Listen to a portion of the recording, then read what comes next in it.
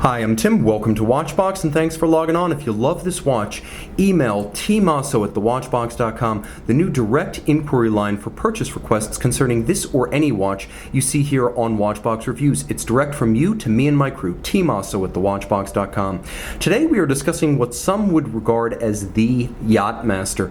Originally launched in 1999 as the 16622, this Yacht-Master 116622 features all of the modern standards, including solid end links, center links, and fully milled out double locking clasp, while retaining the stainless steel case, bracelet, platinum bezel, and platinum dial that made the original version of this watch a sensation in '99. Now let's talk about the dimensions of this case, which you can see is more elegant than a standard sub GMT Explorer 2 or Sea Dweller.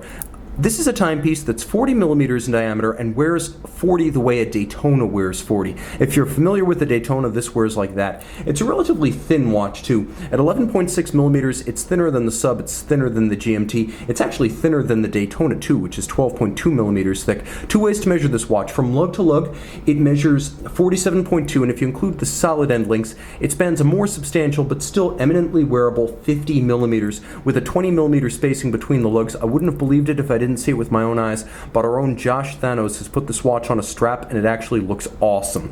That said, the factory bracelet should be your first choice, as it's remarkably solid and designed to gel with the styling of the watch. Integrated end link, polished centers, polished outer phases, satin finished flanks. You can see removable links fixed by screws here. I mentioned a milled out clasp, and you can see what I mean. A very solid piece, not the stamped clasp of the original 16622. There is a beacon hook system with a lift lock. You can see that first lock engage, and then you clamshell lock it. There's a little kerf to dig in your fingernail, and then you lift and unlock. You can't simply pull this one open, you must unlock it.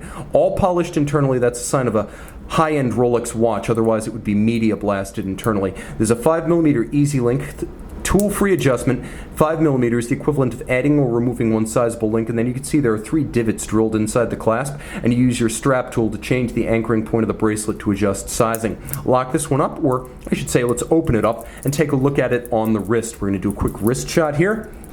You might have noticed I've moved the wrist shots to a bit later in the video, and the watch is easy to wear on. My 16 centimeter circumference wrist, you can see that distance, 50 millimeters end link to end link, is easy to accommodate. It's nice and low, and you can imagine this watch sliding easily under a dress cuff or tight sleeve. And of course, the 40 millimeter size makes this easily wearable. I would say go out on a limb and try it on a 13.5 centimeter circumference wrist. I've seen it done. I'm pretty sure it'll work for anyone with a wrist that is smaller but more oval than round in profile. Now, talking about some of the distinctive features of this watch, you can't overlook the fact that this is not a Submariner case design. You can see the grace of its lines, the taper of its lugs, the compound curves of its edge. If you're familiar with the Daytona case, this is almost a body double for the Daytona, albeit without the pusher adjusters. You'll also note that it uses a trip-lock crown in spite of the 100-meter water resistance, so I suspect this watch is more water resistant than its rated 100 meters because of the presence of that trip-lock crown generally seen on the 300-meter watches and beyond.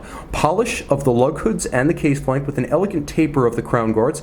You can see the bezel, and this piece was introduced in '99, is a full block of platinum. It is a mono block chunk of platinum polished on its outer edges, polished on the relieved and raised numerals and indices, and you can see there is a media blasted base, so scratches are better hidden by the all metal composition. There's no anodized insert here, but there's also no insert at all, as it's all one block of unidirectional, or I should say bidirectional rotating platinum. Bidirectional because it is a yachtsman's bezel. It is not life-saving gear, so it's not used for diving. Line it up with the minute hand, you have a wonderful way to count up to the start of your match within a regatta sailboat race or offshore powerboats. Now, the dial itself features white gold hands and white gold indices, but the base of the dial is a frosted sandpaper-like platinum, and that was the feature that really caused the stir back in 1999. This one, for reference, is a 116622G serial number. So the timepiece with a few well-chosen shocks of red,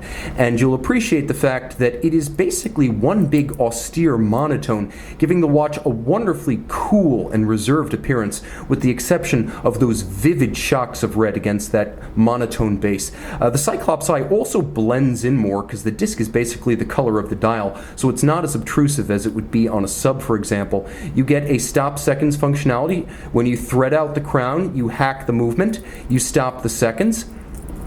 And you can set against a reference time. There's also a quick set function for the date, so you can rapidly cycle. Screw the crown down, 100 meters water resistant underneath the case back, which is also screwed in.